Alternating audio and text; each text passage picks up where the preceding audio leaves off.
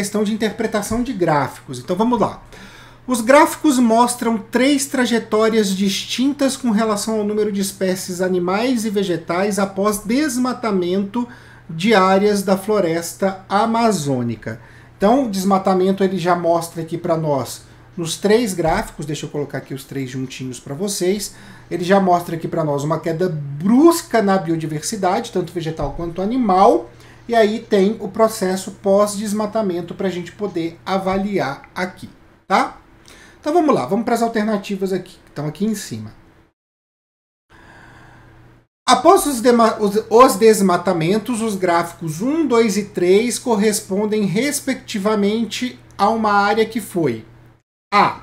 Usada para pastagem e depois para cultivo de soja, usada para cultivo de soja nos primeiros 20 anos e depois abandonada logo após o desmatamento.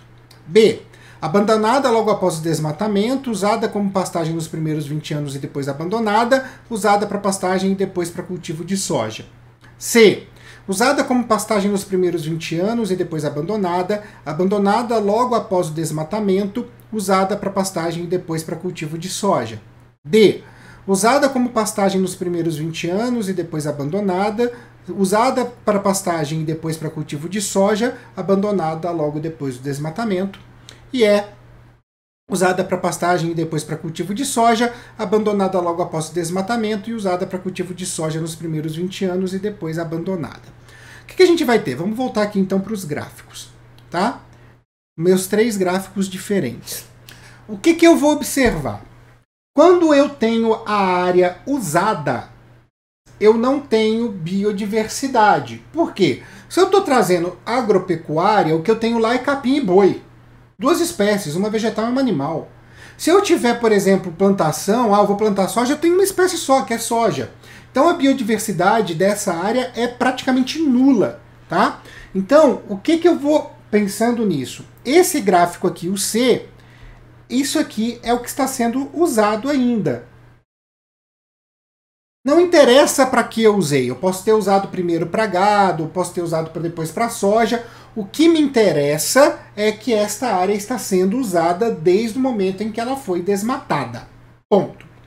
Aí eu tenho esses 2 gráficos aqui. Percebam que no gráfico B, a curva ascendente ela inicia bem depois do desmatamento, o que significa que essa área foi deixada. Desmatou, mas não se usou. Automaticamente a biodiversidade começou imediatamente seu processo de recuperação. Nesse caso aqui, no primeiro gráfico, a área, a curva ascendente, ela inicia após 20 anos. Significa que aqui ela foi usada e depois de 20 anos ela foi deixada.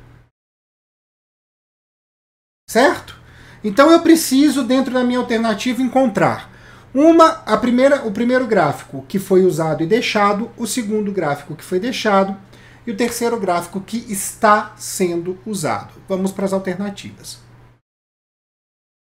Aqui. Então, primeiro, usada para pastagem e depois para cultivo de soja, significa que ela está sendo usada até agora. Isso não é o primeiro gráfico, isso é o terceiro, não é a alternativa A.